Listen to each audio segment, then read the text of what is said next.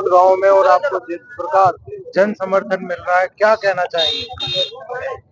भाई कहने को तो अब जो जन समर्थन मिला है उसके बाद कहने को कुछ खास बचा नहीं है।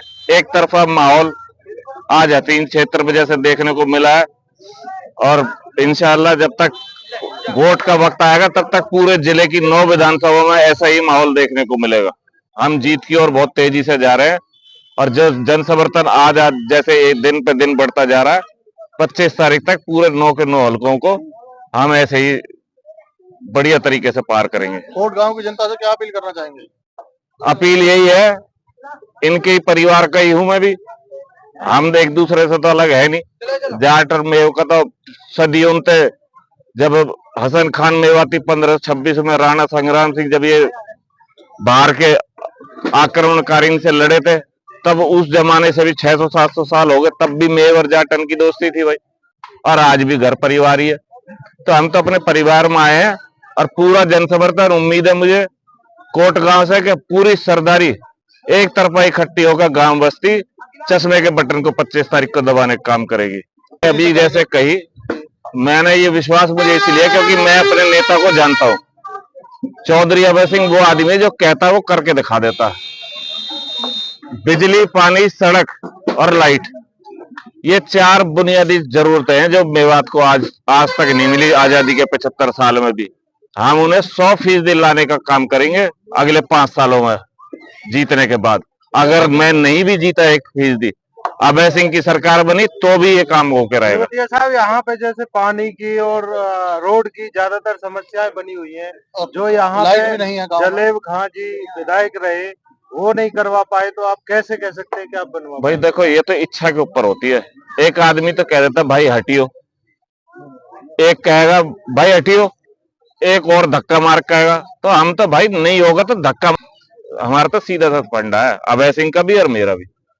हम तो जबरदस्ती करवाएंगे कैसा ना हो, और अभय सिंह के होते हुए नामुमकिन नाम की चीज ही नहीं है कोई। तो आप मेवात के विकास के लिए चाहे कुछ भी करना पड़े? हाँ बिल्कुल बिल्कुल, 100%, जो भी करना पड़े करेंगे। मेवात में आने से पहले आपकी सोच क्या थी, और आपने मेवात में आकर जनता के देख इलेक्शन के टाइम पे जिस तरीके से भाई जैसे मुझे उम्मीद थी, मुझे उसके बढ़ के ज्यादा प्यार मिला इस क्षेत्र में आके। इतनी तो उम्मीद मैंने नहीं करी थी, लेकिन आज मैं भी बड़े खुश होकर यहाँ से जा रहा हूँ, और क्षेत्र में अपने लोगों के बीच, इन्हीं लोगों के बीच वापस आऊंगा कुछ दिन बाद दोबारा। और चुनाव के बाद अगर इन सब का आशीर्वाद रहा, मुझे संसद में भेजा, तो फिर तो निरंतर दौरे है ही है, और जो काम करने का जो मैंने वादा इनको दिया है उसे पूरा करने का भरपूर काम करेंगे उस पर। नेताजी, आपकी सरकार आगे तो बड़े बूढ़े की पहले कितनी होगी? 7,500 रुपए पहली कलम से। सारी बात है, ठीक है। एक सिलेंडर खाटे तोड़ दो और 7,000 एक सिलेंडर हर घर में फ्री। सरकार आते 1100 रुपए हर महिला के घर में जो काम करने वाली है उसके खाते में पेंशन की तरह हर महीने आएंगे। बेरोजगार युवक को, एक परिवार में एक युवक को नौकरी मिलेगी। जब तक नहीं मिलेगी, जब तक 21,000 रुपए बेरोजगारी भत्ता सरकार देगी।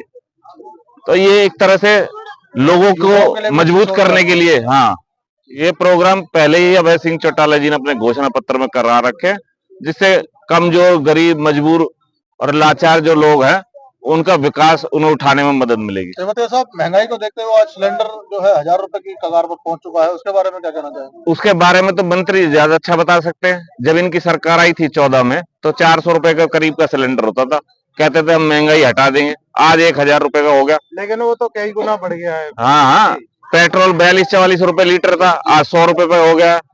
सोना, जो गरीब लोग एक आध तोला बनाने की सोचते थे, 25,000 था 2014 में, आज 75,000 रुपए तोला है। तो कहाँ महंगाई बढ़ी है? इन्होंने तो डाके डाले लोगों की जेबों पे, गरीब को और गरीब और अमीर को और अमीर बनाया। कई गुना महंगाई बिल्कुल है, बेरोजगारी और महंगाई, मैंने महंगाई का तो उदाहरण दिया अभी आपको।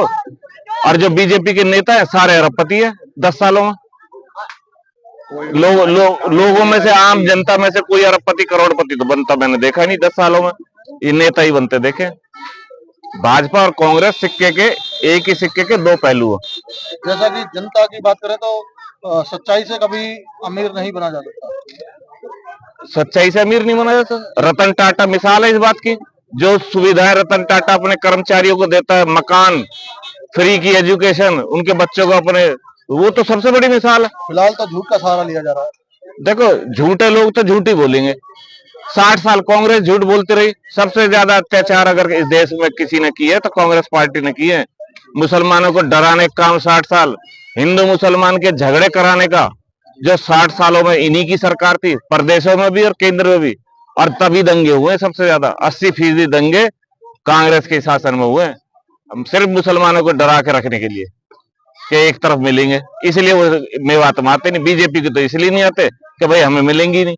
कांग्रेस वाले इसलिए नहीं आते, उन्हें पता है कि बेचारे जाएंगे कहाँ, ले दे के हमारे पास ही मरेंगे। लेकिन अब विकल्प है, चौधरी ओम प्रकाश चौटाला, चश्मे का निशान। सारा मेवात एक तरफ होकर रहेगा इस बार। और अपने क्षेत्र से हमें जिताने के लिए सभी बुजुर्ग नौजवान साथी बहुत आतुर है। और मुझे उम्मीद है कि हम बहुत बढ़िया बहुमत से ये चुनाव जीतेंगे। 25 मई के लिए जनता से अपील क्या? भाई ज्यादा से ज्यादा वोट डालें, कोई वोट डालने में ना रह जाए पीछे। और बेशक गर्मी का टाइम है, सुबह सुबह जल्दी जाकर डालें। और ये भी ध्यान रखें कि किसी परिवार में कोई भी आदमी जो वोट जिसकी बनी हुई है वो वोट डालने से रह ना जाए, आलस ना करे। बड़े बुजुर्गों के लिए जो असमर्थ है जाने के लिए, उनके लिए आपकी तरफ से कोई सुविधा रहेगी? देखो, हमारी तरफ से सुविधा है, तैयब भाई देख रहे हैं सारी चीज। जैसी जरूरत होगी वो मुहैया करवा दी जाएगी। धन्यवाद। ठीक है।